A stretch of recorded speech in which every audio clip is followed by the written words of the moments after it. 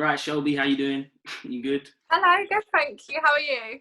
Yeah, I'm alright, thanks. I just ate, so I'm prepared for this now. Ready to go. All right. So why don't you tell everyone what it is you do for a living? Yeah. So I'm a clothing and home commercial manager, and I work in fashion retail. So basically, what that means is I look after a £10 million turnover department, and we sell product and clothing to the customer. So I've got 4 direct line reports that each look after different sections, and those including menswear, kidswear, homeware, lingerie, beauty, and women's wear.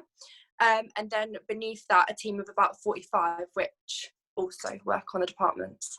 That sounds like it sounded like a lot more than what you told me over a message. Yeah, so it's definitely fun. I think I've had to master the art of spinning all the plates, to say the least. So do you manage the people beneath you then? I don't directly manage them, but because I'm a senior leader in store, I'm basically there to coach, inspire the team, listen to their feedback and concerns, and just make sure that everything's running smoothly. So I'll have a lot of interaction with the team as a whole as well, but directly I manage 4 department managers, which also includes the visual of the store, so visual merchandising across the store as well. Okay. And how old are you now? I'm 22. You're doing all of this at the age of 22? Yeah, so I guess I started quite young in terms of I joined as a trainee. So I was quite focused that always wanted to be successful. That was my number one goal. Yeah. And I think when you think with that mindset, it's like whatever you do, you'll work hard at. So I kind of initially didn't think that I was going to go into retail management, I have to say. I wanted to go into management, and I've always been quite a creative person, but I didn't initially see myself going that way. However, I did join as a trainee, so I kind of spent a lot of time around the business in different areas, and clothing was definitely an area that I resonated with, and it was where my passion shone through. So I did do foods, I did do operations, but clothing is definitely where my skill set and passion belongs. So I spent predominantly most of my training scheme doing that, and then I finished my training scheme early, did a couple of different relief roles, and then got finally appointed, which was a big achievement. So that's kind of how I did it. I was quite strategic about it in the sense that I've kind of worked my way through, but I went on a training scheme. So I did a level 4 apprenticeship with that and studied towards a level 4 diploma too. What is like the average age of someone at your position? Yeah, so our business is pretty good in that they do take on a lot of graduates, and they do take on a lot of trainees like myself. So yeah.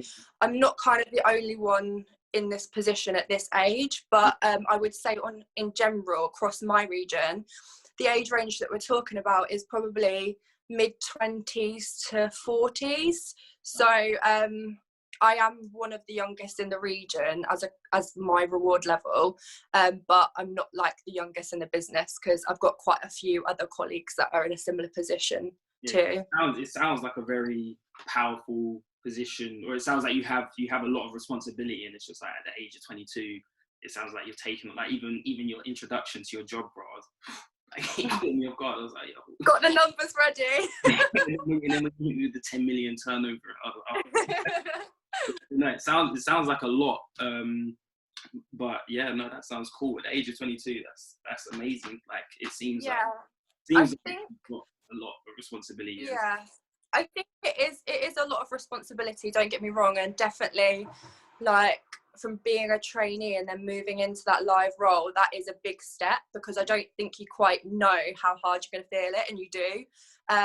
So I wouldn't definitely say it's like easy riding, and I've had to put literal blood, sweat and tears into it. So I think it's a lot of responsibility, but it's so rewarding. I think my biggest thing is, number one, when you can inspire the customer, you can influence a trend or a change. I think that's the reward for me. But also I'm a very people orientated person. So when I see my team grow, or, they're having a good time at work, etc., they're happy, morale is high, that's the real reward for me. And I'm very money orientated as well. So as soon as we do an action and we merchandise product, we create a display, and we see the money come in from that, and a figure turned red to green, that for me is so motivating. So yeah, it's a lot of responsibility, but very rewarding. I would encourage anyone that's thinking about it just to go with it. Yeah, sure. Okay, cool, I want to give this a try. Yeah, so like, I'll be honest, and this is where I think when I first set out about my career, I was probably a bit naive in thinking that everybody has a linear career and it kind of goes, right, I've got this goal, I'm going to do this, then I'm going to move on to this, and I'm going to move on to that. And it does work out like that for some people, but for me personally, it didn't work out that way. And in some ways, at the start of that, I was a bit like, whoa, this is a lot to take in. I was very upset, etc. But now that I look back on it, those type of kind of strange little journeys that you have like teach you the most about it. Yeah. So I think when I first finished sixth form, so I did go to sixth form, I did business management, IT. I finished sixth form and I was toying with the idea of going to uni or then doing a trainee scheme. Yeah. And I actually did want to go more down the business route. So I picked to do a project management training scheme, and I went ahead, got it and did it. When I got there, it was very kind of engineering based, and I guess I thought I was going for something more business based. And for me, engineering is not at all my passion. So I came out of that and I made the decision to, after the hard work that I put in to get there, and that was where I was talking about being kind of naive. I thought, oh, I'm going to go in there, I'm going to love it, it's going to be my career. Yeah. But I came out of that and I kind of felt like, oh, I've let myself down and let everybody down. But actually, when I look back on that now, I'm like, girl, you were so silly. Like, you've not let anyone down. Why did you feel like out. You let why did you feel like you let yourself down and everyone else down just because you left? I honestly think, like, and I don't want to sound patronising in any way if anyone feels this, but I think it was my age and experience. Like, I was 17 at that time, and I know I'm still quite young now, but I kind of hadn't had as much life experience as I've got now, and I kind of thought, oh my gosh, I've like worked so hard towards this. And I think talking to some of my friends and things that have been through similar experiences, that kind of first real, like, not failure I'd call it, but that first real time when you're like, this isn't going well. Yeah. And for so long you've been working hard, you've got your grades, etc., and you're in the big, like, the real world, and you're like, oh god, this is not going well. I guess it just, for me, was a bit like, oh, it's a bit of a shake up, and I was like, oh no, I've really let myself down here. But I think then afterwards, it was when I really kind of got back out there and I thought, what does actually, like, what makes me happy, what is my passion, and as long as I work hard at that, I will get somewhere with it and I'm going to be successful. That was the kind of thing I told myself. So I looked more towards things that were definitely my passions as opposed to what looked good on paper. Yeah. And that's kind of what drew me towards my business. I actively applied for that, had to go through kind of a selection process, got picked out of, I think, 1,000 candidates. Congratulations. And then joined on that scheme. So what? It was that one person out of the 1,000 applicants? Yeah, so there was a cohort of us that joined, but there was like thousands of applicants that came forward. It's a very high popular scheme. I can't mention the brand that I work for because I'm sworn in a media agreement, but like a lot of people apply for it because it's very renowned for its management scheme and for the careers that it offers. So there was thousands of people, and yeah, I got selected from that. It was a hard process, but I think mainly I was just dead excited. I got a job in the meantime and then started there in the September, and yeah, I've loved it ever since. Now that I've like grown more and I've met a lot more like more powerful leaders that have got a long career of 25 to 30 years, every single one of them is like, oh, I started here, but then I moved here and then I did this. So I kind of feel like now it's all about a journey. It's not just, you know, like A to B. It might go A, C, B, etc. But as long as you take the experience from that, that's what matters. Yeah, it's never really A to B when no career, and sometimes. And I'm gonna be a bit. You have to go back. Oh, sorry. No, it's right. Obviously, sometimes as well, you kind of have to go backwards to then go forwards. Yeah. A lot. So obviously, it's important to kind of, because a lot of people, when they go backwards as well, it's very easy, I think, to get demotivated and kind of give up. Yeah. And so I think it's important to kind of always see the positives in the situation, because at the end of the day, like, everything is up to you as an individual. Yeah, totally. Which is important. Yeah, no, I completely agree with that. Like, it is your life, it's your choices, your decisions. Everyone can create something for themselves in their own right and own way, but you could get complacent, like you say, if you have side tracks or side steps, etc. But I think, like, the beauty of it is, like I say, is thinking about it like a journey. So you might do something you've never even kind of considered or come across something, but it's going to teach you something and it's going to inspire you in a different way. So yeah, I think, like, I'm going to be pretty controversial and say, like, you should always have a really, like, coordinated plan, but I feel like sort of, you know, typical 5-year plans are kind of a bit too traditional and, like, kind of a thing of the past. Like, I think it's important to have goals. Like, I'm a big on goal setting, but I just think in terms of, like, setting out your A, B, C, D, E, F, G, like, the world is changing so quick, and we know that already, that, like, I think the main skill now is that you've just got to be ready and adaptable and passionate, really. No, yeah, adaptability is obviously very important as well, especially given the current situation. Obviously, a lot of people have had to figure out, a lot of people and businesses have had to figure out how to adapt. And obviously, definitely. I hear what you're saying about, obviously, the 5-year plan. Obviously, it's important to have goals, but it's important to also remember that, you know, goals can change along the way.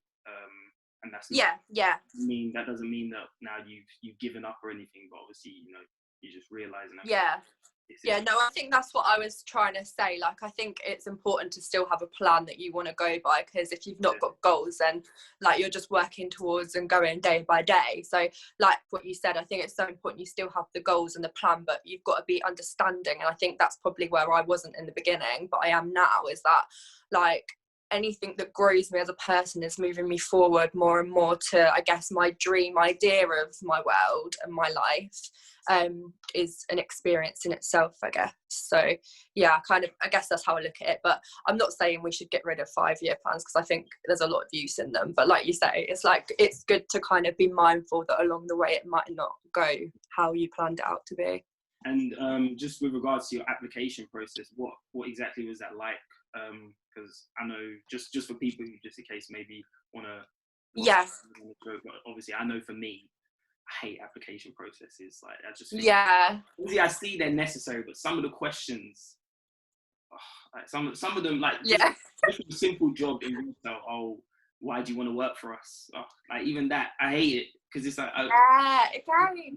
This is where I say, like, some traditional, like, job interviews are so, like, why do you want to work for us? What are your strengths and weaknesses? Like, what's your 5-year plan? They're very, like, very kind of textbooky style questions, which you've got to prepare yourself for in case. But like, I think you're absolutely right. I hate, like, interviews are not the easiest, they're not the best. And especially, like, some of the tests that I had to do like a logical reasoning test, and it was basically looking at patterns and shapes. So I was like, what?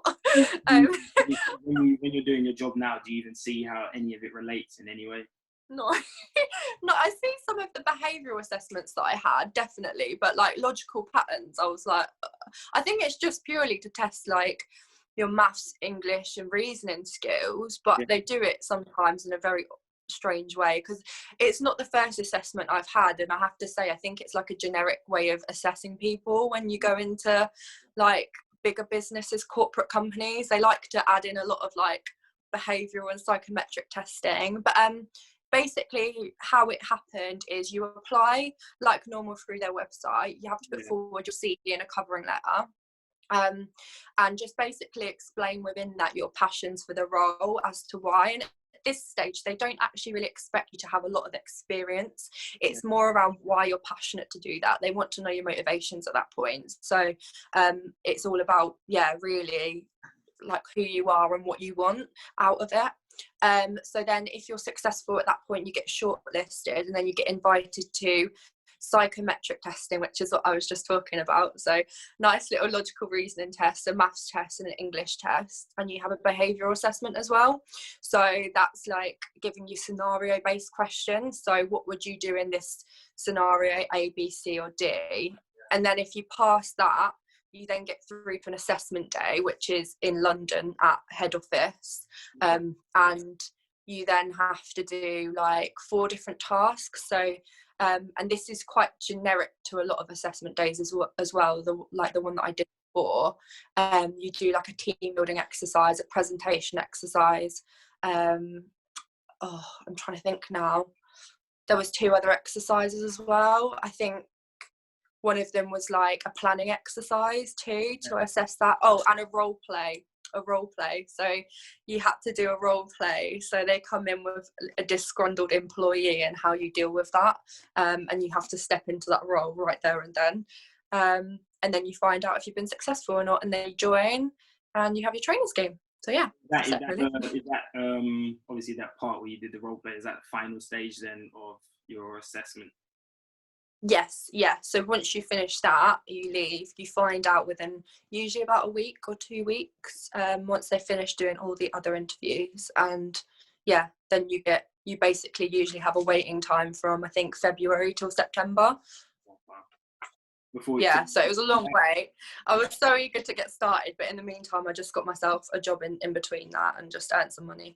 That's so nerve. Like, did you ever, obviously throughout that period, did you ever like call them up and be like, oh, just wondering, is there any update on my application or anything? Yeah, like I would email and things, but they just basically told you to be patient with it. And then you find out the 2 weeks, and then as soon as that, they don't take people in till September and start the scheme, because it all kind of aligns with like academic year as such. So you know by February, sorry, by February if you've got it or not, and then it's just like waiting time. What are the stages you've now had to go through from you as a trainee? Like, have you climbed up a little bit? And what was that like?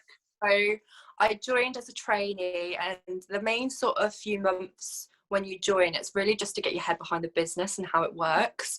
At this stage, I think that's your main priority. It's not really like, you obviously want to impress, create a good first impression, but your main objective is just to understand how the business works. Then I think the next year it's more about like refining your technical skills and behavioural skills. So yeah, that was kind of your first bit, is getting used to the business. And then you'll attach to like a more senior manager in a department. So I spent my time on clothing, which is, like I say, absolutely loved it. And I think because what's really nice about the scheme is that, yes, you want to do rotations and get a varied exposure to the business, but it's not like limited, and you're not told like you're going to have to move on now. If you're doing a good job and there's another opportunity that comes up, you can kind of choose which way you take. So I basically was very lucky in that I'd worked very hard and got kind of a good network. So I'd started to hear about other opportunities in different stores. So I predominantly did most of my training in clothing, but I went and, like, after I did my first stint, I went and covered as a visual section manager. So that was attending to all the styling of the mannequins, the windows, and that's really exciting. Like, I absolutely love that, and I'm looking after that in my role now. So it's really, how do you kind of piece together outfits and product so that customers buy it, and you make it inspiring, build an outfit a way that they maybe wouldn't have pieced things together before. Definitely very important as well, as a customer. It's good to kind of see that, because even the little stuff, like obviously what accessories you put together with the mannequins but carry on. Yeah, so the accessories, the styling, like, you've got to be so hot on social media trends and comp shopping. So we'd always, like, I'd take the team out, right, let's go and have a look at what other shops are doing around us, because we were in a shopping centre. So if there's people seeing that in our competition, like, we need to do better, kind of thing, or be along a similar trend than what the customer is after. So I think visual is definitely very fast paced, and you've got to keep up with the moving fashion world. So that's really exciting. So I covered that, and then because I did well in that position, another opportunity came up at a different store where I went to. Basically, we use like documentation sometimes to lay out a department and how products should look and be merchandised. So I went and helped on a project to actually design some of those principles, which was really exciting. So that was with homeware, and it was we're going through a very big transformation in how we merchandise our products. So I had to lay it out with the team, take photos. A lot of senior stakeholders came down, etc. So it would be rolled out to the wider business then. So that was exciting. And then I did another opportunity where I did a holiday cover. So that's in the role that I currently do, but in a different store. So I did quite a few like relief cover roles and got myself kind of noticed and identified. And then at one point, a manager left, and so they were like, right, Shelby, we want you to step into that role now. So I did that, and then I moved to the store after doing that for a little while, moved to the store that I'm at now, and I'd been at the store nearly 2 years. So for me, the most recent position that I've done has definitely been my most like biggest and challenging, but most rewarding as well. So yeah, I did kind of like looked out for opportunities. Like they didn't just fall in my lap. I had to definitely work for them and prove myself, build the network, and then keep my ear to the ground about right, what's coming up, and just jump at those opportunities. Like I think the biggest thing is just to be flexible and open and just give it all you've got. That's what I did. So yeah, did that, then I got an actual appointment and put into a role. Then yeah, I think it's more around like you have to definitely be confident and you have to know your stuff, but you've got to definitely prove yourself in that. Like you can talk the talk, but you need to walk the walk as well. It definitely sounds like you have to be able to, like you can't just say, oh yeah, I can do this. Like you definitely have to be about you've got to show yourself, because at the end of the day, when you're looking after a big department like that and there's customers and there's a brand perception, like you definitely need to be like, the higher management need to be satisfied that you're going to be in control of it. Does that make sense? Yeah, no, yeah, definitely. Yeah. It sounds like, because obviously from the sounds of it, it sounds like you've obviously you worked within different companies now. Yes. Yeah, so obviously with that now you're doing all the visual merchandising. You obviously have to keep up brand identity and stuff. So yes, yeah. To what each of those individual brands represent, and even just, I don't know, for example, say some of them have like color themes. Obviously you have to all of that. So it definitely sounds like a very challenging role, but rewarding at the same time, definitely. Like even when you're saying it, I'm thinking to myself, like I just wouldn't be able to do it. Like I'm thinking to myself, like, oh, what would I put with what? It sounds like a lot. Yeah. Like something. The thing is though, like when you're passionate about something, it's hard work. Like don't get me wrong, there's been times when I've come home and I've really been like, I'm not doing a good job. But I think like the people around you, like I cannot be more grateful for the support that I've had. So everybody's so willing to share their knowledge, and I think I'm always keen to listen and take it in. And I think when you build a bond like that with people, like I think we've spoke before, but like mentors and things like that are so key. So like I've got a strong work ethic and I'm passionate about it, but if it wasn't for the people that I had around me and where I've seeked out information and said like I need help with this, or I don't know how to do this, etc., like they fully helped me and guided me. So I think if it wasn't for that training and support from my mentors that I had, I definitely wouldn't be as lucky or as in a position that I am now. So I think like it's difficult, but I just think like if you've got a good support network around you, there's people that are going to help you through it. And and I'm sure you could absolutely do it if you put your mind to it. Don't underestimate yourself, believe in yourself. You've got to give yourself more credit. That's definitely not a job that anyone could just pick up, because even I can imagine the first time you had to do that specific role, I can only imagine like the thoughts that were going. Obviously you were excited, but I can imagine on in that moment. Obviously now it's probably like, okay, yeah, cool, let's do this. But even for you to say, because obviously I don't know how it goes in that field, but for you to now say, all right, cool, let's go around, see what all the other stores are doing, I assume obviously that's like pure initiative. What was it like for you, obviously your first time doing that specific, like obviously choosing what the mannequins are going to wear and stuff? What was it like for you that? And then So I guess for me, like doing that role I'd never actually done before. I've always had like an interest in fashion. My mum, she's a seamstress, so ever since I was young, there's always been God knows how many dresses around, fabrics, materials, etc. So ever since from that point, I've always had an interest in fashion. And then coming into the business, I didn't necessarily seek out to be, I guess I didn't know where my career path was going to go when I joined. It could have gone more towards clothing, or I could have been more on the food side of the business. But for me, clothing so resonated with me that in my personal life, I love to like style clothes, and when I'm laying out an outfit, I almost do it as if I'd be dressing a mannequin anyway, because I like piece it together and lay it out and then change it around, etc.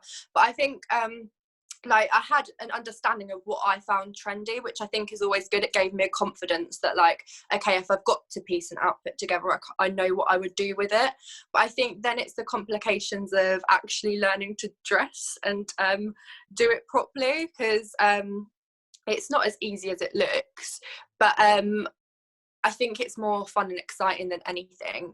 I would say like the main challenge is you have a lot of policies and documents when you work for a corporate business. So there are instructions sometimes on how you should style it. So I think it's about how you balance your own personal flair with what the customer is. So kind of like what you touched on earlier, where there's different brands or a different customer, etc. It will appeal in a different way, and what you might think looks amazing, that customer could be different to your kind of style. So you have to balance it. So I think that's the only thing for me, is because the kind of fashion inspiration I'm into, like I look at kind of Instagram fashion, high fashion, like all different kinds of crazy styling, and I absolutely love it. I go out if I'm in like London or big cities and I'm looking at what people are wearing, and I love kind of like grungy things and stuff, or very, very like classy upmarket. So I think like sometimes what goes on in your head, you do have to kind of calm it down a little bit and be like, right, I've got to tailor it to the customer too. But I think that's fun about it. So I think that I kind of guess the main nervousness is when you're going into something completely new to you, or you're trying something, there's always that bit of like self-belief where you're like, am I actually going to be good at this or not? And I kind of get it going into every role. I think it's natural. But the main thing is like my confidence and my passion usually takes over at that point. And I'm like, well, whatever, I'll just go in, I'll give it a go. Like, I'm going to try my hardest. And when you have that kind of thought, like, I'm going to try my hardest, and if I try my hardest, I'm going to get a positive outcome, like kind of the nervousness tends to go away, I find. What was it like when you, because obviously you're saying how, which is something I didn't even think about, but you were saying how obviously you have to kind of balance what the customer likes between your own fashion. Because I can imagine, obviously, you know, not everyone dresses the same. Obviously, there's certain things that people think, oh yeah, that's nasty, or yeah, that's really nice. So obviously, what's it like trying to balance between how do you go about balancing that and making sure that your style in your mind doesn't take over what, you know, the customers want? I think it's being realistic with like the market. So I think social media is a great tool where you can really just tap in and see, okay, right, the typical customer would look at these types of pages or look on these types of influencers, and so you can look at those and be like, okay, so what's on trend for them right now? I think when you look at that, or you get in your mind that customer and where they would be going, or what they would be doing in their free time, or what the purpose of the outfit is, you can kind of then hold back and you can add a bit of creativity and flair with it, but at the same time you're kind of thinking in the mindset of that customer. And I think that's, I guess, the only way to try and balance it, is like you need to add a bit of creativity and flair. You don't want to be too safe. Like, you do have to change things up and switch it up, because, you know, if it's all the same, like, the customer is not gonna be inspired. But at the same time, you've got to really think like, okay, my type of customer goes on like dinner dates, so this outfit needs to be very like date night, needs to be very, and just get your head into kind of what it's supposed to be for, if that makes sense. And how often do you have to change like the store basically? So we usually, it depends really. So on a large scale level, the shop floor has to change seasonally. So when we're changing from, say, summer, transitioning into autumn, winter, and we usually move our big cash taking departments, and we have to grow certain places, shrink certain spaces. So like in the winter, for example, coats and outerwear becomes a lot bigger than it is in the summer, which is just like a given, I guess. So we have to kind of expand our space to make sure we get all the stock out in those areas. So that's kind of seasonally, but on like a weekly and even daily basis, we have to product handle. So if, say, for example, a sellout line's been so popular and we haven't seen the stock come back in yet, we need to keep it looking great and fresh. So you're going to have to go in there and handle it and keep it tidy. But from a campaign point of view, that goes in line with where the business dictates. So we might change our windows every 2 weeks, for example, to keep the customer refreshed. And I know that it works different in different fashion retailers.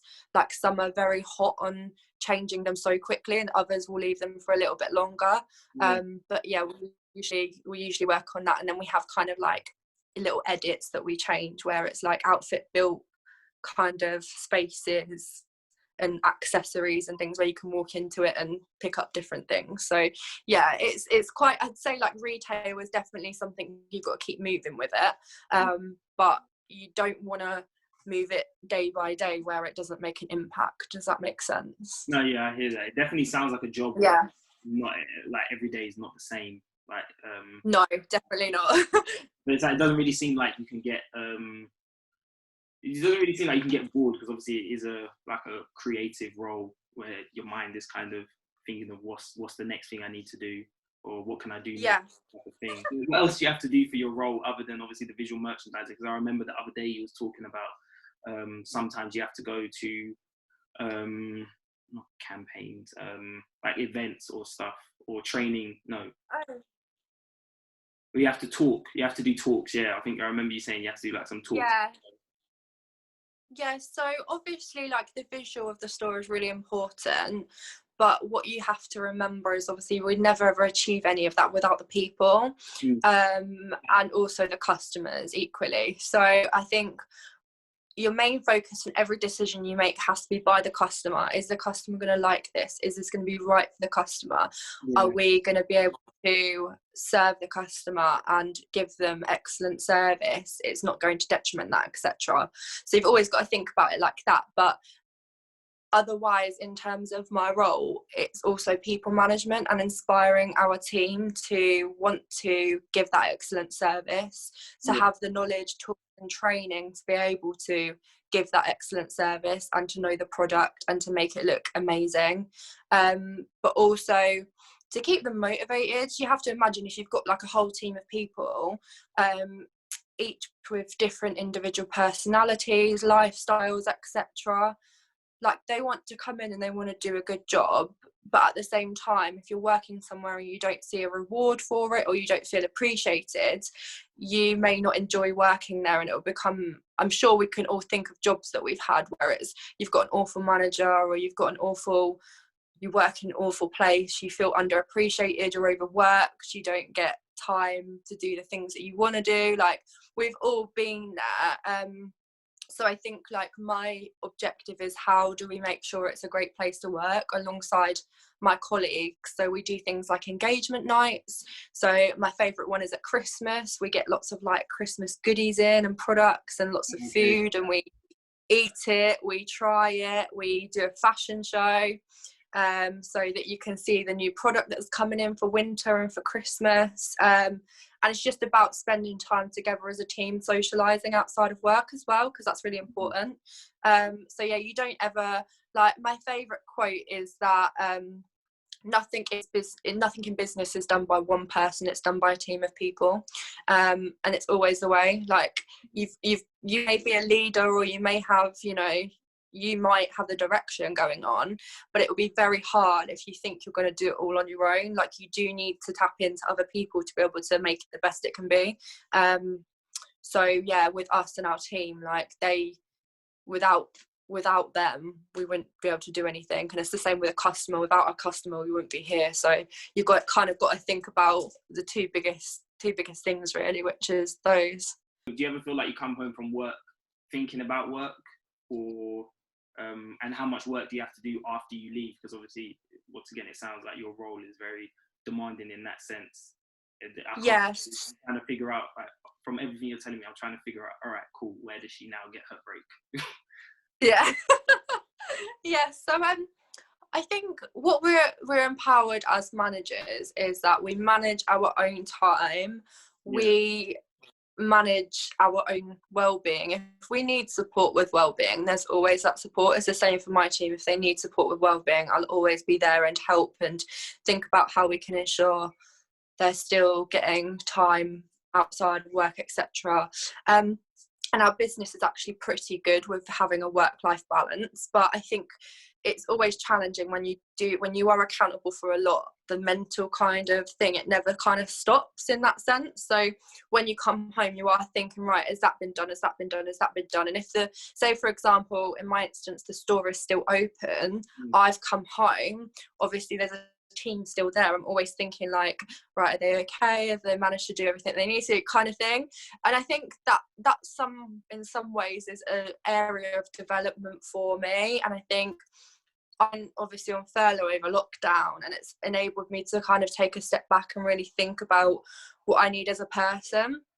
And kind of when I was thinking about this interview, etc., I wrote down a couple of notes, and I think like balance for me has definitely been an obstacle. So not an obstacle, but more of a challenge, I would say, trying to get my balance right. So either I invest so much energy to work that in my personal life I'm kind of not attending to myself in the best way, or even just little things like having time away from your desk. If like I eat sometimes at my desk, which I think, oh, maybe I should actually go and sit in the kind of cafe area and eat, and little things like that I think I've really undervalued how important they are. So I would say our business is very good at like empowering ourselves to be in control of all of that. And I think then in turn of that, my opportunity is how I balance it. So I function really well and work really hard in work, but I also tend to my basic human needs, like eating a good meal at a certain time. Like, I know it sounds really stupid, but again, if you talk to a lot of people that are, you know, if you're busy, I'm sure you can relate. Like, there's times when you're not even thinking about lunch or food, or you know, you're doing your work, etc. Whereas I think for me personally, that's something I've just got to get more disciplined and structured with.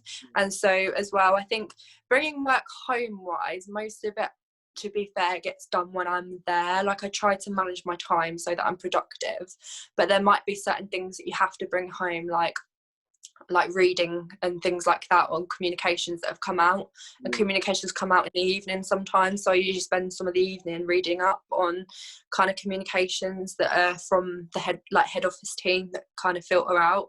You just need to have some quiet time to get your head behind those, so I usually do that at home. It works for me.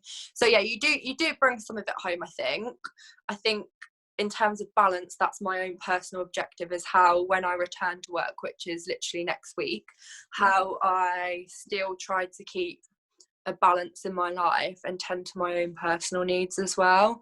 Because I think the main thing is that I've realised is when I do that, I'm actually more productive and better in my job.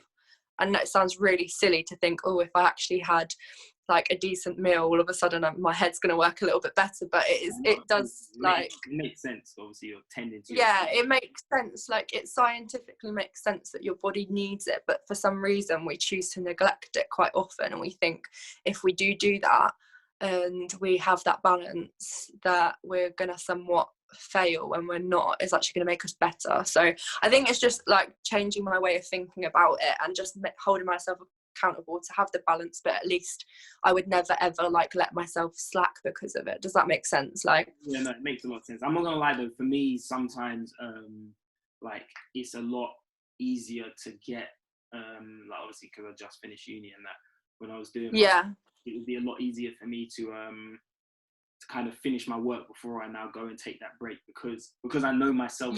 And I know that it's obviously a case of self-discipline, but I know full well, my friend as well, obviously I go library a lot with her, I knew full well, all right, cool, if we take this lunch break, it's not over.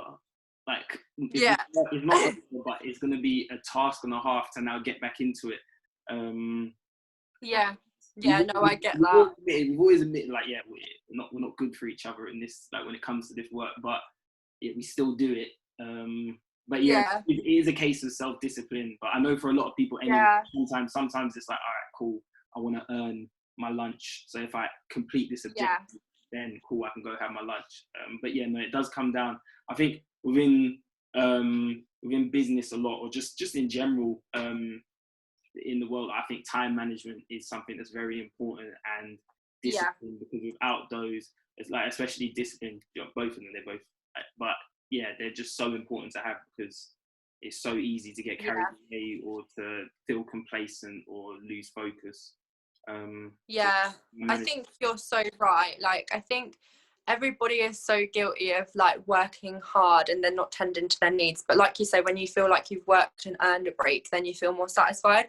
I think it's getting that balance of like knowing when your needs need to be met, but then also like time is money, like time is of the essence, and you've got to make the most of that time. So I think key to it is time management, and I think there's people that are absolute masters at it, there's people that are not good at it at all. I would say that I've developed the skills to be strong in my time management, but there's always opportunities as well. I think like with everybody, I think my opportunity is, how do I be so productive that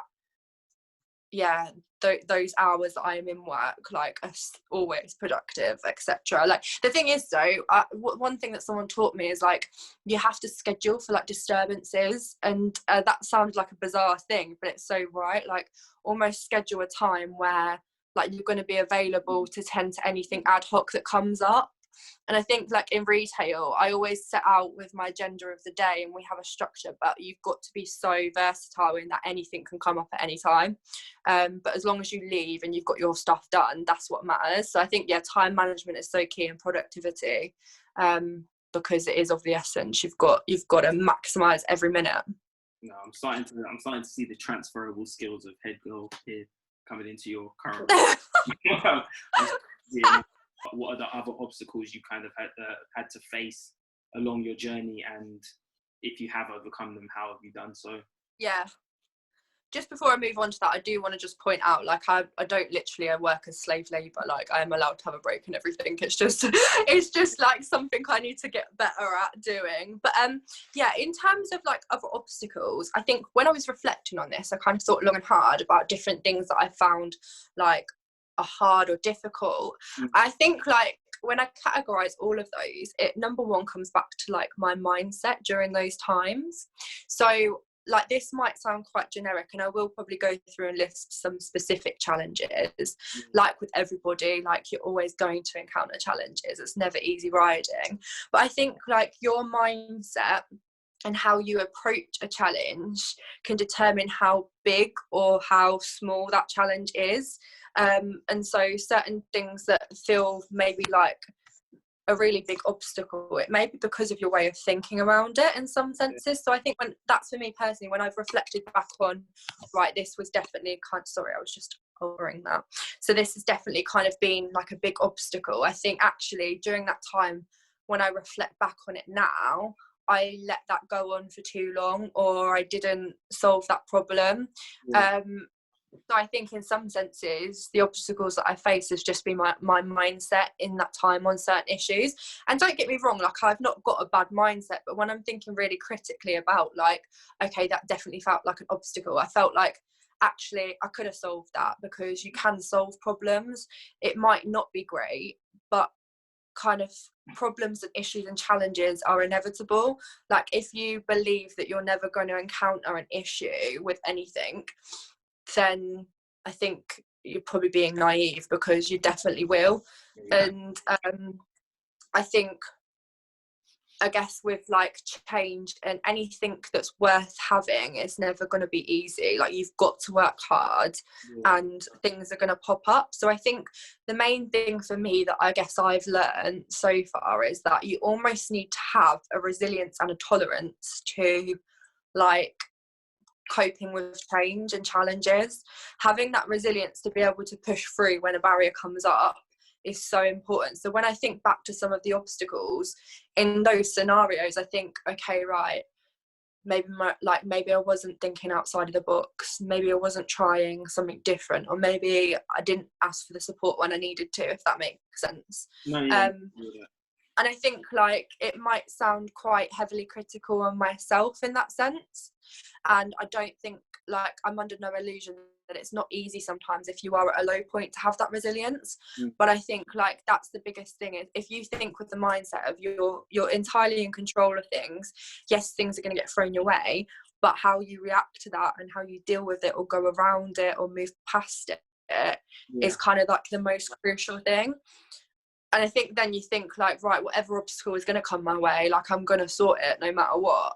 And it's hard to think like that, but that's kind of like when I was reflecting through, I was like, actually, in some of these scenarios, it's just been the way I've thought about it. Like I could have done something different.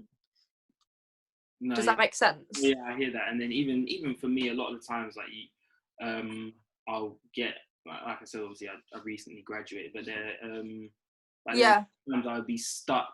And it would be an obstacle I'd need to overcome. But even my mindset for a lot of it would be like, all right, cool, I'm complaining, but at the end of the day, it has to be done. So like, just do it. And like, that was, although it's easier said than done, at the end of the day, like it will be done. Like you'll find a way. And that's the thing, like I know I can sit here and I can say that, but like for me personally, reflecting, I look back on a situation, I think actually like if I just pushed a bit harder and asked this question, or maybe I tried something different or new, I could have actually maybe have not allowed that to go on as long as it did, if that makes sense. No, yeah, definitely, it's just a case like, but like I think it's like, again, it's one thing that everybody just has to work with. Like you've got to try and build that resilience and confidence, like, and when you become an adult, like you kind of go through different experiences that might knock that a little bit, and so it is hard to kind of build up. But I think that's one of the most powerful things that like I can certainly reflect on, is that resilience and a tolerance to just being able to take whatever gets thrown at you and like run with it head on. You'll get through those obstacles a lot quicker. But I think like if I were to list specific things in terms of like challenges, etc., I think it has purely been when I've been in positions and I don't have a full understanding of that area. I think that can be really challenging. Again, you've got to be very mentally resilient, because you've got to tell yourself, you've got to be patient, you've got to learn, you've got to seek it out. But to begin with, at some point you kind of feel a bit like, oh, am I really capable of doing this, because I don't actually have the knowledge behind me. So when you change through different roles, etc. But I think then you start to, once you push yourself out of your comfort zone quite often, you then start to build up this kind of coping with it, where you just think like, no, because I've got the behaviors, I'm a passionate person, I'll work hard, I find out my information, I'll put in the work to make it go right. You then almost have this belief of, yes, I don't know the kind of technical knowledge right now, but I can learn it, but I know that I've got the passion to be here, and people will notice that from me, and therefore in the next couple of weeks or months I'm going to be in a totally different position, because I'm going to make it work, make it happen. So I think that always feels like a challenge. I think if you're trying something new, you're outside of your comfort zone. Like I've definitely been put outside of my comfort zone a lot, but I think every time I've done it, I've grown through it. So obviously feels like a challenge initially, but I think the one thing to note though is comfort, like being put out of your comfort zone is good, but if you're put too far out of your comfort zone too early, that is sometimes when it can go wrong. So like there has been a role, I think definitely, where I was put out of my comfort zone and it was out of my capabilities, and it probably took me a lot longer to learn into that role, which I definitely did learn into that role. But like once I discussed it with my line manager, like upon reflection, it probably wasn't the best for my development, because it kind of made me jump about 3 steps further when it should have been like a 1 or 2 step thing, and I kind of like went way further ahead than I should have done, and maybe I wasn't as prepared. Like we got through it, but had I have maybe stepped up into it slowly, it would have been a more smoother ride. So I think for me, like push yourself, get outside your comfort zone, enjoy it, and try other things. But if it is way too far out of your capability, like, you unfortunately might not succeed in that, and it can be more challenging. So yeah, like, for anyone that's doing that, I would always say, if you do get put into a position where you feel like it's way too stretching and you need something more to help you along the way, like, that's when you need to learn to ask for help. And I think that's always been sort of a hard thing for me as well. That's what I've had to learn, is like, at what point do I need to say, actually, let's just take a sense check here. Well, what's going on? Like, you've got a lot of belief in me to do this, but right now I am actually struggling, so can I have some help with X, Y, and Z, and being clear with that? Because at the end of the day, some people don't even know if you're struggling, or they don't know it, because you might be like, I'm very good at kind of holding myself confidently, but there's no shame in asking for support if you need it. I think I'd say that's probably like a challenge, is like, okay, right, recognizing right now, like, without somebody else's help that knows more about this, it's not going to get any better. So I do need to ask that question because I want it to get better. Does that make sense? No, yeah, definitely. I think for a lot of people as well, it's kind of hard to ask. At the start, it's hard to ask for that help, because sometimes you may think, all right, cool, if I ask for the help, they're gonna maybe think I'm incompetent of doing my role. Yeah. Little things. So I think it's a case of overlooking that and realizing that these people are actually here to help you as well. They don't expect you to do everything in your role, and obviously they're your higher ups for a reason. Obviously they can definitely areas where definitely.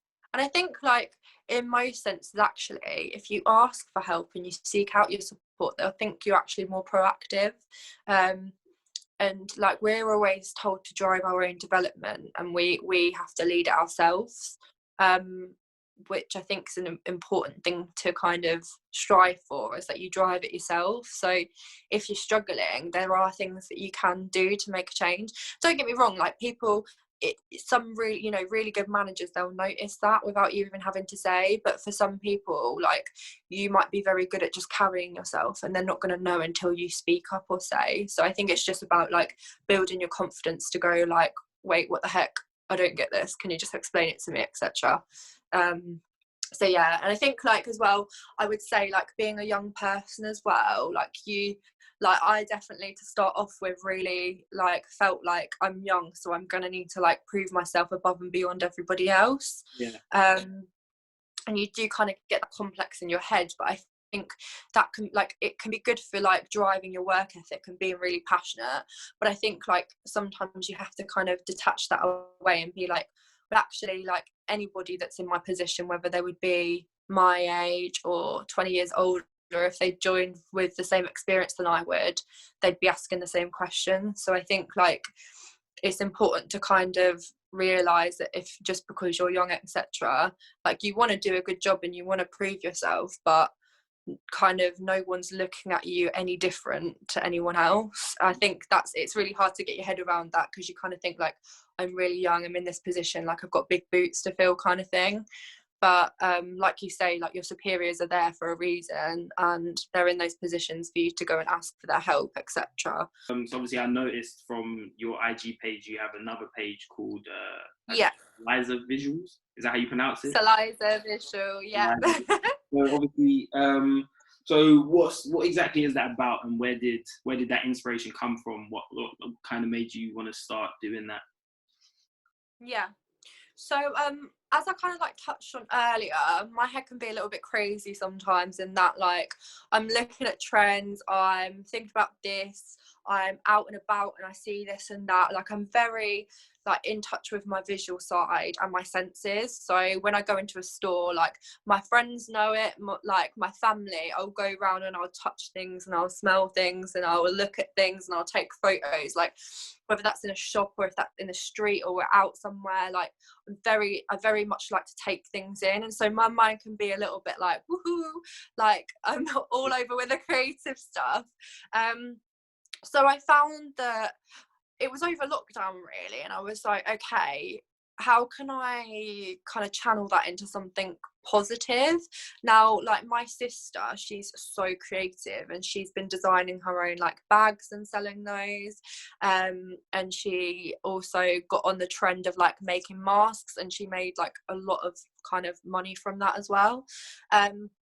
so she's very much like, and the same with my mum, they can make things and they do that like with their creativity and by hand, whereas I am very creative but in different ways.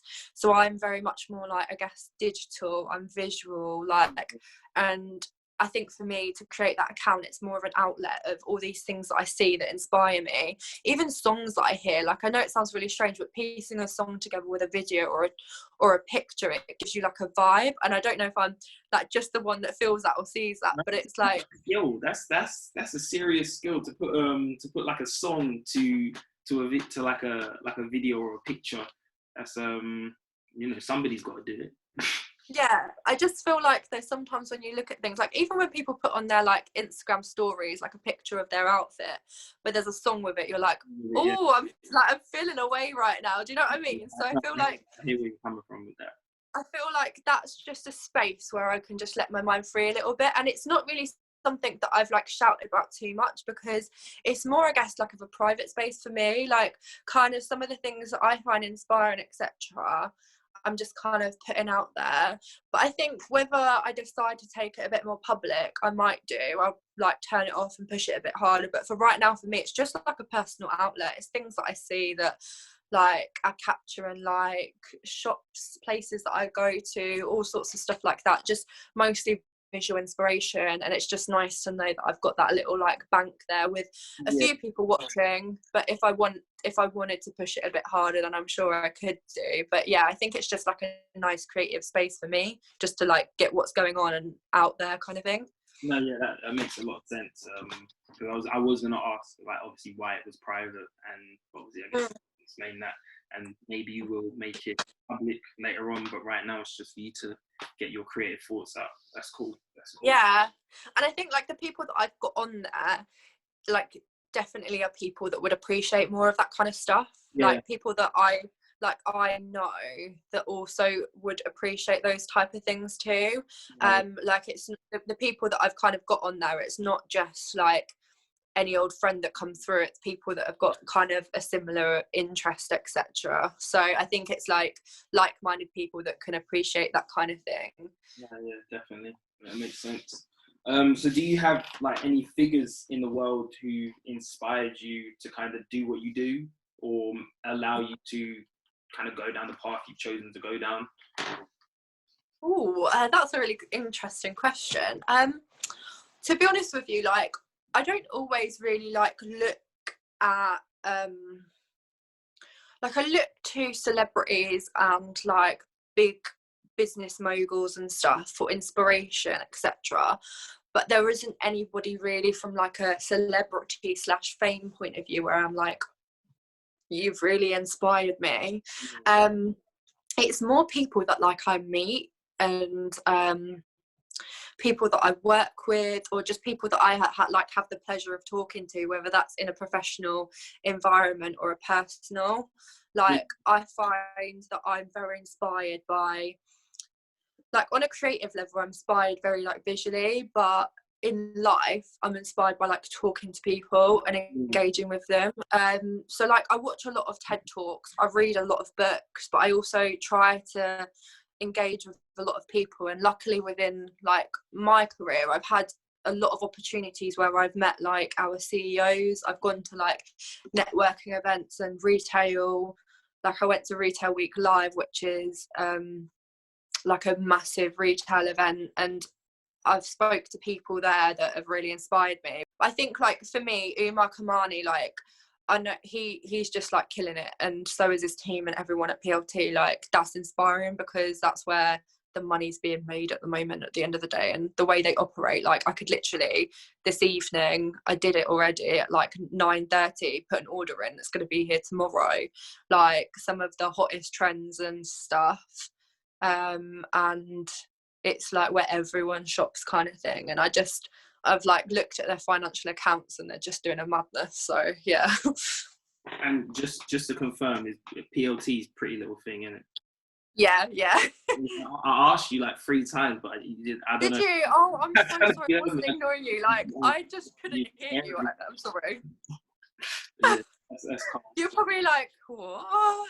No, I assumed you couldn't hear me, because I asked like 3 times, and I was like, you know what, let me just let talk. Yeah. I'm just like, but yeah, I would say otherwise though, like managers that I've had have been the most inspiring because they spend a lot of one-to-one time with you, so they can tell you and give you feedback. So like the managers that I've had, and definitely my most recent manager, has been so crucial to my like personal development that like I really respect and look up to those people. And I guess just like my family in my life, like I've got a beautiful family, like my mum, my dad, my sister, like everyone, they've all got their own things going on. They're all very motivated people. So I'm surrounded by a good collective of people, and my friends as well. They're exactly the same, motivated,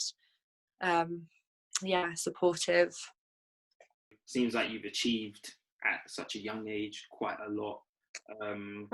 But what's next for you in the sense of, do you plan to kind of stay within this industry and climb the ladder, or do you plan on doing your own thing at some point later on? What's next for Shelby? Yeah, so thank you, by the way. I'm flattered to say that I've done a lot so young. Like I always think, oh my god, I've got like so much more to do, I've got so much more to learn. So thank you. Like I know I'm in a good position, but I also know that like I've got loads more that I need to learn. But I would say like what next is for me, like I think I don't see myself leaving retail anytime soon. My main goal is to become a store manager. Like I want to apply and learn what I've learned in my roles to then like lead my own store, which I think will be a really amazing opportunity. And I think that's why I say I've got a lot of growing till I get there.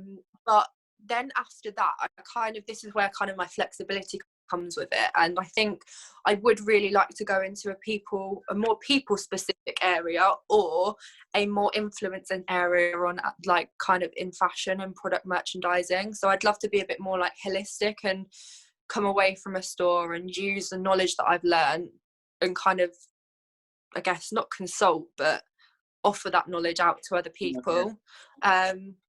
So like I think that's kind of an idea thereafter.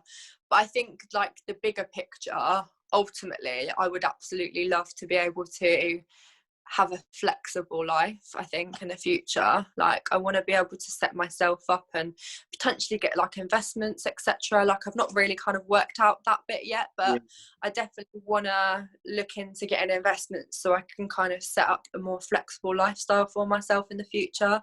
And potentially once I've become way more experienced in my field, and I guess have done more education too, because I plan on doing more education as well.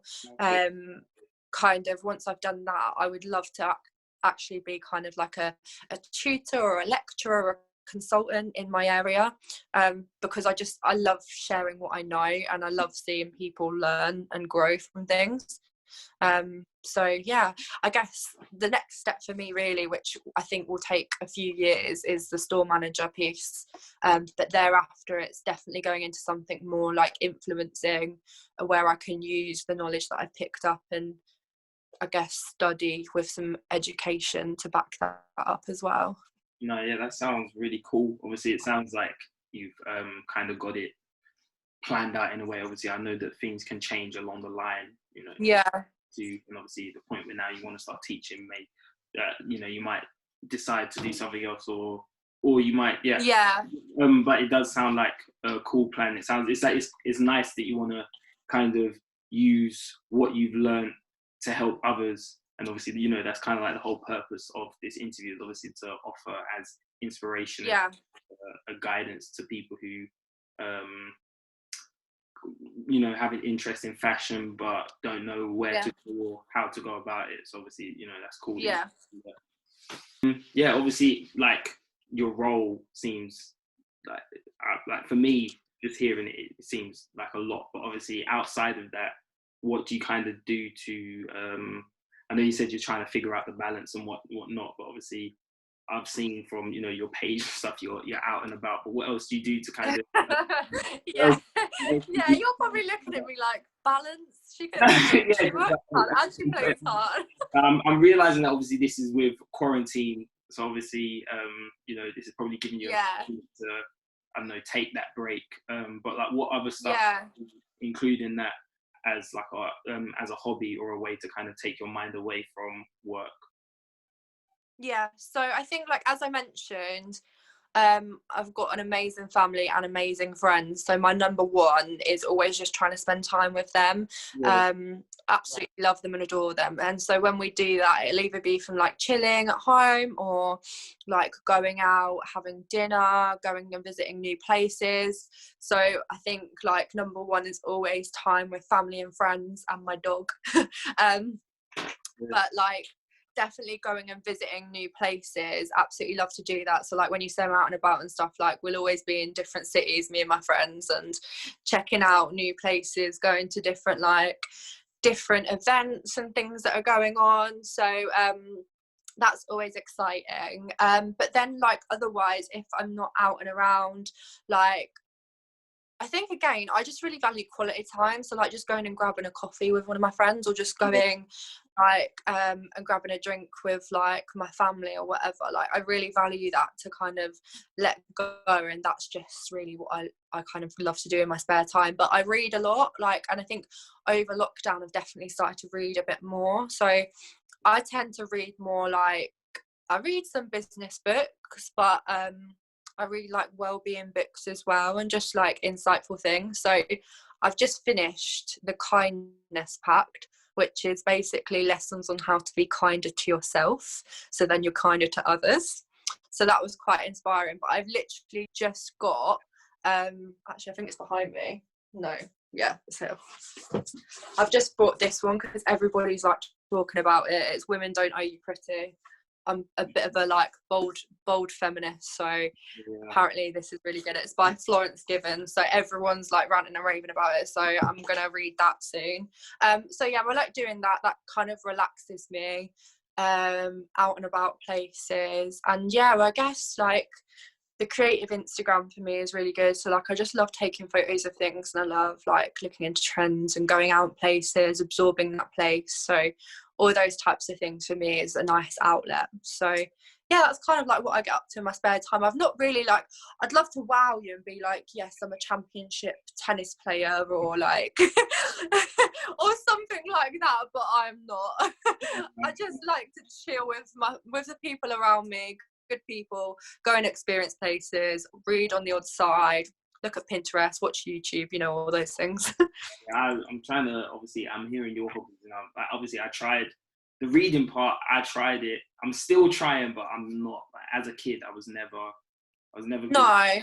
I'm still not good at it, but I'm trying now. I'm putting more of a conscious effort behind it, but I'm definitely forcing it. But I want to get by it. It sounds like you could probably read it in a month.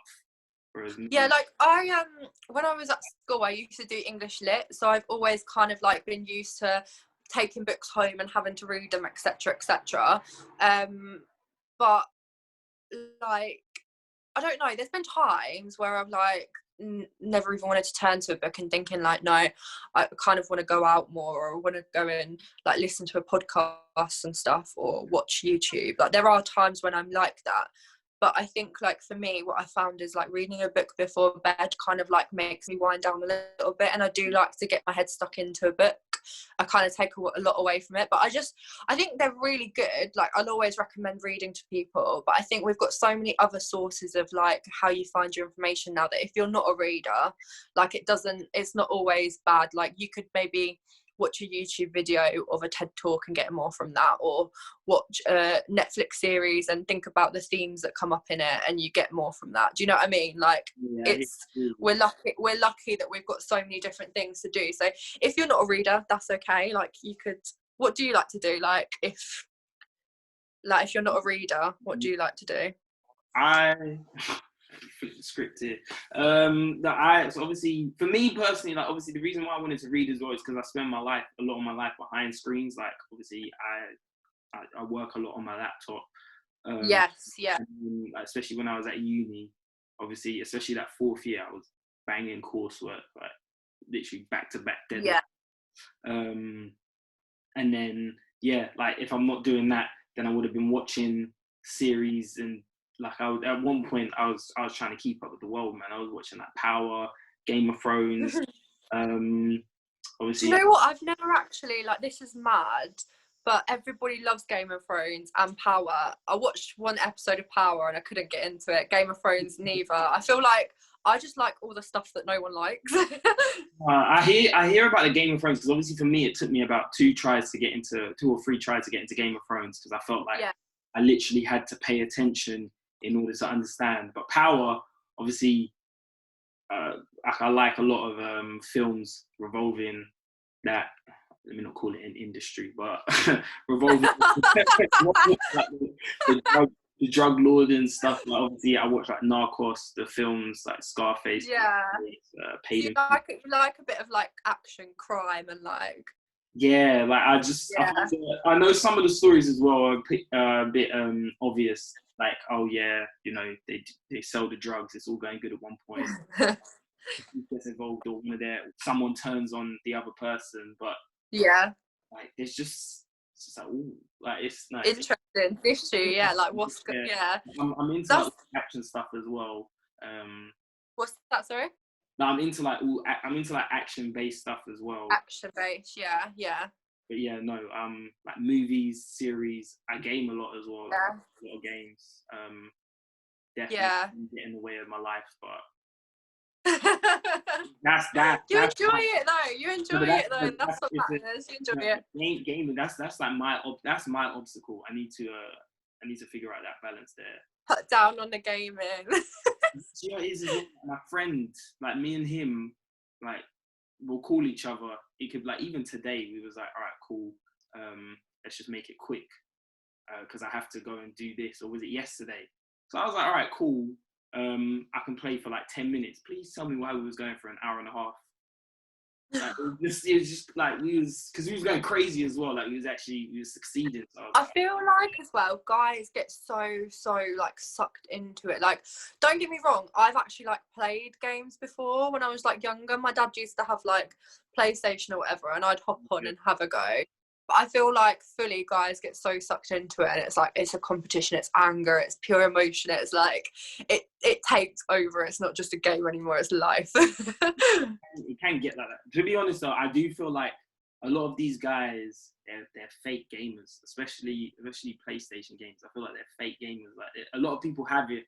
Oh yeah, I'm the best. Are you calling my dad a fake gamer then? Is that what you're saying? Oh, no, I never said that. I said a lot of. No, yeah, definitely a lot of people are like, oh, yeah, I am joking. Are you at this? But it's like, shut up, man. But yeah, that's how. So obviously that's why I wanted to get into like the whole books thing, because it's like, all right, cool. I need to figure out a way to kind of, obviously I wanted to like learn as well, but I also wanted to kind of take my mind away from the screens. But for me, it's a case of discipline and the thing is though, like sometimes, like for some people, like reading just doesn't do it. Like, so there's sometimes when I wouldn't be as inspired to read, like I say, and I'd prefer to just like go out and experience life, and then I'll get more from it then. I think it just depends. But like if you're naturally not a reader, like it will definitely be harder to get into that. But if you set aside like some time in the evening or something, or even cut down some gaming time and transfer it into reading, you might get better at it and enjoy it more. That's valuable gaming time. But no, I hear what you're saying. Yeah. All right, and then obviously the last question now to kind of close it out. If you if there was any advice you could offer to, you know, other aspiring creatives in your position, based on, you know, the life experiences you've had so far, what would it be? What would you say? Oh, how does Shelby be concise and narrow down advice into one like sentence? This is good. My advice to anyone, I think, is number one, always do what you're passionate about. Like there might be sometimes things that you have to experience and you're not sure if you're gonna like it or not, but if you go towards something that you're truly passionate about, there's almost only one way that it will go, is towards success, because you're willing to put in the work for that if you're passionate. I think as long as you're passionate about something, yeah, you're always gonna succeed. I think as well, you need to have a real clear picture of what your version of success is.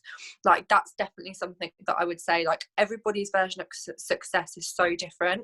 Like, you could take exhibit A for one person, that their version of success is to work less, be with their family more, and tend to their garden, for example.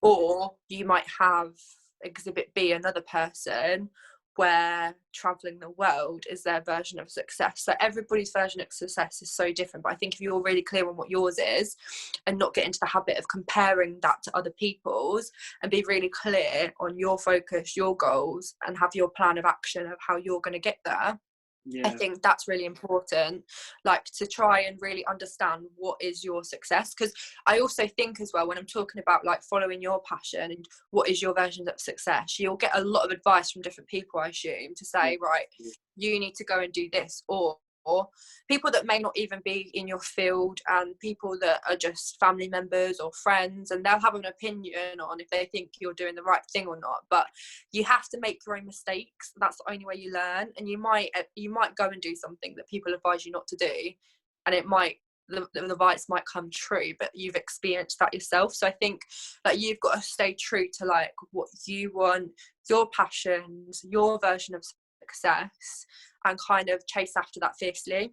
That's what I would definitely say. I think as well, like, another thing, like, advice wise, is I think look who's around you, and whoever is supporting you and uplifting you or is giving you something positive, make sure to be grateful, and make sure to always think, right, how can I help them back as well?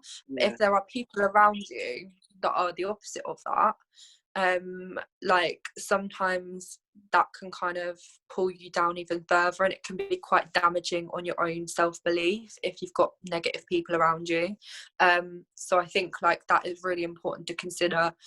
Be grateful for the good people that support you, and thank them for their support, and always try to do your best to be kind back to them, but reevaluate if you've got some snaky people around you that, you know, like, I think that is, if you've got a clear plan as well, and you're like quite determined to get there, you're going to have people that are going to be like, oh, are you sure? Or they're going to plant, you know, they're going to be those bad eggs that it might, you know, your thoughts or your plans or your positivity around something, it might intimidate them, and you just don't need that, because it's only going to knock your self-confidence. It's only going to then make you doubt yourself, and you don't want that. Like, you want to be strong, and you want to have people around you that are supporting you. So I think you've always got to be conscious of that. So yeah, I think that would be my advice, but I think you've just got to go after what you want really fiercely, and, like I say, know your success, be strategic about it and what it means to you, because everyone's success is different. So yeah, and I think as well, one other thing that I would say advice wise, I think I kind of touched on this before, but everybody makes mistakes. You're going to make mistakes. I still make mistakes. We all make mistakes, but got to learn from them. You can feel the emotion as well. Feel the emotion. Be sad that you let yourself down, or you let whoever else down, but then quickly think about how you can learn from it and move on from it. Don't let it pull you down. We're all human, and we're all imperfect. You can't be perfect. It's unattainable. So I think once you accept that, it's all right. I think, yeah, once you accept that, that you are going to make mistakes, it's unfortunate, you don't want to, but it's going to happen. You just got to learn from them and persist on after that. I think that's my main piece of advice, because I'm a person that I'm quite self-critical sometimes. I think I've done myself worse by putting myself down about the mistakes than I have by just learning and moving on quite quickly with them. And I think that's the best thing that you can do. Yeah. Why the good advice from Shelby? That makes a lot of sense, and definitely something people need to learn to try and apply to their life. But yeah, no, thank you for doing this interview. Honestly, I hope that this helps a lot of other people, and I hope you feel good about doing the interview as well. Yeah, honestly, thank you for asking me. Like, I'm honoured to say the least, because I'm so passionate about what I do, so I just love sharing it. But I'm thankful that you've asked me to do it, and also I'm really excited to just see like what other people you've got and to see if I can be inspired by their journey. I think what you're doing is amazing as well, so yeah, thank you. Thank you, appreciate that, and I hope to hear more about your journey later on.